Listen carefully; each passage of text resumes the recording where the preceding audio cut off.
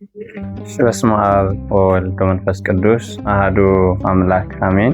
ሰላም ውድ ኦርቶዶክሳውያን የእግዚአብሔር ቤተሰቦች ሁላችሁም በእግዚአብሔር ስም ሰላም እላችኋለሁ። እንደምን ዋላችሁ? እንደምን ሰነበታችሁ?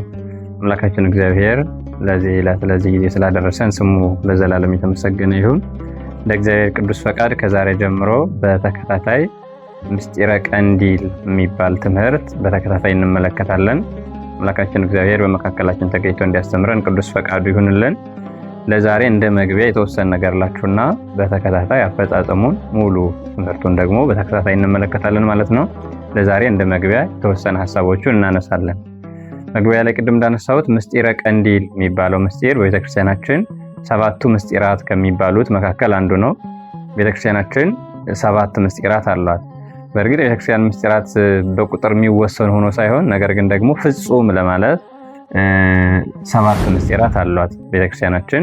እነዚህ ሰባት ምስጢራት የሚባሉት ምስጢረ ጥምቀት፣ ምስጢረ ሜሮን፣ ምስጢረ ቁርባን፣ ምስጢረ ንስሐ፣ ምስጢረ ክህነት፣ ምስጢረ ተክሊል፣ ምስጢረ ቀንዲል የምንላቸው ሰባት ምስጢራት አሉ። የመጨረሻው ምስጢር የሚባለው ምስጢረ ቀንዲል የሚባለው ነው። ከሰባቱ ምስጢራት የመጨረሻው ምስጢረ ቀንዲል የሚባለው ነው። እሱን እንመማራለን ማለት ነው።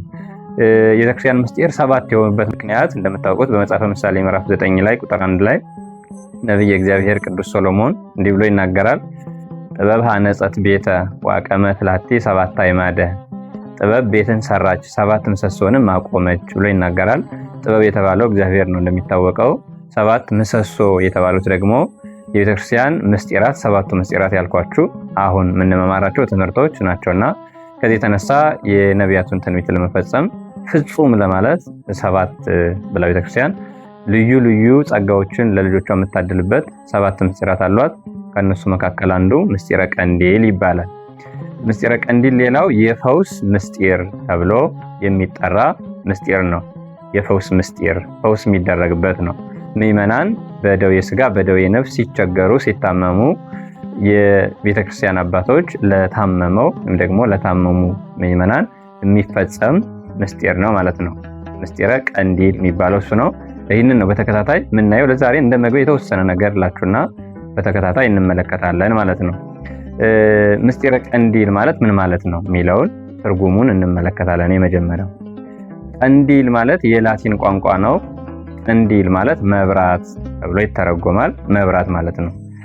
ስለዚህ የላቲን ቋንቋ ነው። ቤተክርስቲያን አማኑኤል እንደዚህ አይነት ቃላት የላቲን ቋንቋዎች ናቸው። ባጭሩ ቃሉ የላቲን ቋንቋ እንደሆነ ነግሬያቸዋለሁ። ትርጉሙ ግን መብራት ማለት ነው። ሌላው ዘይት፣ ቅብ ቅዱስ የተባረከ የተለየ ቅባት ማለት ነው። ስለዚህ ትርጉሙን ቃል በቃል ተረጎምን። ዘይት፣ መብራት፣ ቅዱስ ቅባት ተብሎ ይተረጎማል። መብራት የምንለው እንዳልኳችሁ ለታመመው ሰው ሰባት መብራቶችን አዘጋጅተው የካህናት አባቶቻችን የሚፈጽሙት ምስጢር ስለሆነ ነው። አፈጻጸሙን በኋላ እንመጣበታለን። እንዴት ይፈጸማል፣ ስንት መብራት፣ ስንት ካህናት የሚለውን ወደፊት እንመጣበታለንና ከዚህ የተነሳ ምስጢረ ቀንዲል የምንለው የመብራት ምስጢር፣ የዘይት ምስጢር፣ የቅዱስ ልዩ የሆነ የቅብ ምስጢር ማለት ነው። ይህንን የፈውስ ምስጢር የምንለው እንዳልኳችሁ ካህናት አባቶቻችን ጸሎት አድርገው ጸሎቱ ሲያልቅ እንዴት ሆኖ እንደሚፈወስ እንዴት ስርየት እንደሚያገኝ ደዌው እንዴት እንደሚወጣ በአይን ስለማይታይ ምስጢር የሚባለው የማይታይ ነገር ስለሆነ ቤተክርስቲያናችን ምስጢር ብላ ትጠራዋለች። በዋናነት አገልግሎቱ የፈውስ ምስጢር ነው የሚባለው። ምዕመናን እኛ ሁላችን የምናምን እንድንፈወስ የሚፈጸም የምስጢር አይነት ነው ማለት ነው። የፈውስ ምስጢር ነው። ይህ ምስጢር በብሉይ ኪዳንም ነበር። በብሉይ ኪዳን የነበሩ ካህናት በብሉይ ኪዳን የነበሩ ምዕመናን እስራኤላውያን ሲታመሙ በቅዱስ ቅብ አማካኝነት ይፈውሷቸው ነበረ። በተለይም በሰፊው የምናገኘው ነው። በኦሪት ዘሌዋውያን እናገኛለን፣ በኦሪት ዘዳግም፣ በሁሉም የመጽሐፍ ቅዱስ ክፍል በኦሪቱ የምናገኘው ነው። ከአዲስ ኪዳኑ ግን ሲጀመር በተለይ በሐዋርያት ዘመን ይካሄድ ነበረ። በዚህ ቅዱስ ቅብ ቅዱሳን ሐዋርያት ብዙ ሕሙማንን ይፈውሱ ነበር። የታመሙ ሰዎችን ይፈውሱ ነበረ። መፈወስ ማለት በሁለት መንገድ ይፈወሱ ነበረ። ወይም ደግሞ በዚህ ቅዱስ ምስጢር ሁለት አይነት ፈውስ እናገኛለን። ሁለት አይነት ፈውስ ማለት ነው። በስጋችን ከስጋ ደዌ እንፈወሳለን፣ በነፍስ ደግሞ ከነፍስ ደዌ እንፈወሳለን። እንደሚታወቀው ሰው ሁለት ውጤት ነው፣ ወይም ደግሞ የሁለት ነገር ግኝት ነው ሰው የሚባለው። ያ ማለት የስጋና የነፍስ ድምር ነው ሰው። ስለዚህ በስጋው ሲታመም በቀንዲል ይፈወሳል፣ በነፍሱም ቢታመም በቀንዲል ይፈወሳል። ሁለት አይነት ፈውሶችን እንመለከታለን ነው። በስጋ እንዴት ይፈውሱበት እንደነበረ በዚህ ቅብ ቅዱስ ማርቆስ የማርቆስ ወንጌል ላይ እንዲህ ብሎ ይናገራል። የማርቆስ ወንጌል ምዕራፍ 6 ቁጥር 13 ያለውን የእግዚአብሔር ቃል በንባብ ላንብላችሁና ወደ ቀጣዩ እንሄዳለን። እንዲህ ይላል ቅዱስ ማርቆስ፣ ብዙ አጋንንት ወይም ደግሞ ብዙ አጋንንትን አወጡ፣ ብዙ ድውያንንም ዘይት እየቀቡ ፈወሳቸው ይላል። ፈወሷቸው። ብዙ አጋንንትን አወጡ፣ ብዙ ድውያንንም ዘይት እየቀቡ ምን አደረጓቸው? ፈወሷቸው ይላል። ብዙ አጋንንትን አወጡ፣ ከዚያስ ብዙ ድውያንን ፈወሱ። ምን አድርገው ፈወሱ? ዘይት እየቀቡ ፈወሱ ይላል። ይህ ዘይት ብሎ የተጠራው ቀደም እንደነገርኳችሁ ቀንዲል ነውና ምስጢረ ቀንዲልን እየፈጸሙ ይህንን ቅዱስ ቅባት እየፈጸሙ ድውያንን ይፈውሱ ነበር ነው። የሚፈወሱት ድውያን የሁለት አይነት ታማሚዎች ናቸው። በነፍስ የታመሙ አሉ፣ በስጋ የታመሙ አሉ። ስለዚህ በነፍስ የታመሙትን አሁን በዚህ ምስጢር ይፈወሳሉ፣ በስጋም የታመሙ በዚህ ምስጢር ይፈወሳሉ ማለት ነው። ያ ማለት በነፍስ መታመም ማለት የነፍስ ደዌ የሚባለው ኃጢአት ነው። ኃጢአት ስርየት እናገኛለን ማለት ነው። ይህንን ደግሞ ቅዱስ ሐዋርያው ያዕቆብ በመልእክቱ የመጨረሻው ምዕራፍ ላይ የያዕቆብ መልእክት ምዕራፍ 5 ቁጥር 13 ላይ እንዲህ ብሎ ይናገራል። ቁጥር 14 ላይ ያለውን ብቻ ላንብብ፣ ወይም ደግሞ ቁጥር 13 ጀምሮ ከናንተ የሚያዝን ቢኖር ይጸልይ፣ ደስ የሚለው ቢኖር ደግሞ ይዘምር። ከናንተ የታመመ ሰው ቢኖር በቤተ ክርስቲያን ያሉ ቀሳውስትን ይጥራና ይጸልዩለት ይላል። ከናንተ ደስ ያለው ቢኖር ይዘምር፣ ያዘነ ቢኖር ይጸልይ፣ የታመመ ቢኖር ደግሞ የቤተ ክርስቲያንን ቀሳውስት ይጥራና ምን ያድርጉለት? ይጸልዩለት ይላል። ይጸልዩለት፣ በጌታችን በኢየሱስ ክርስቶስ ስም የተጸለየበትን ዘይት ይቀቡት ይላል። ምን ማለት ነው? ምስጢረ ቀንዲልን ይፈጽሙለት ማለት ነው።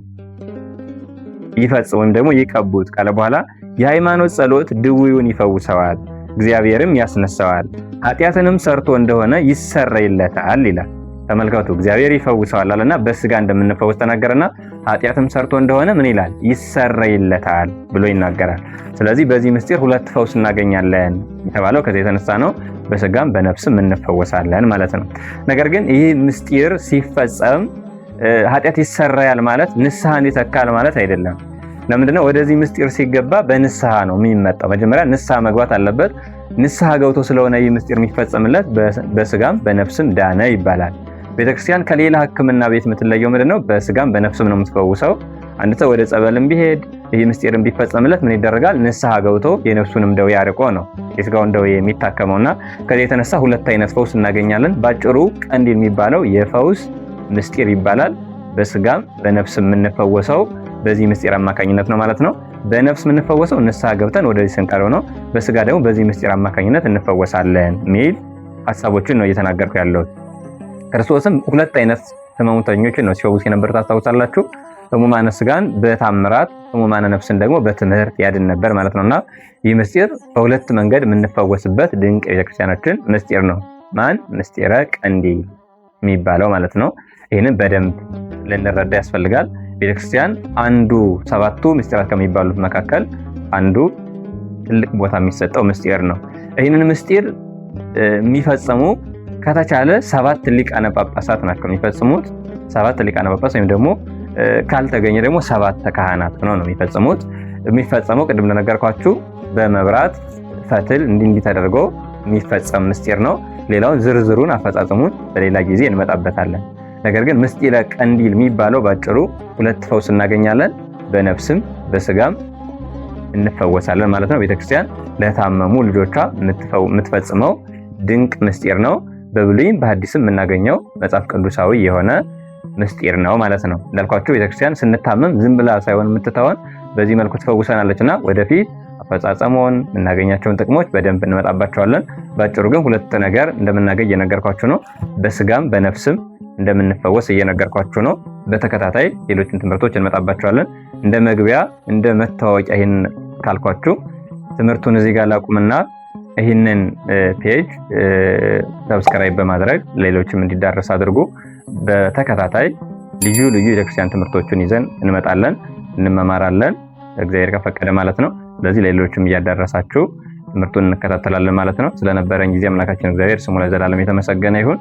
ሰማነውን በልቡናችን ያውልብን፣ ያሳድርብን። ይቆየን። ወስብሐት ለእግዚአብሔር።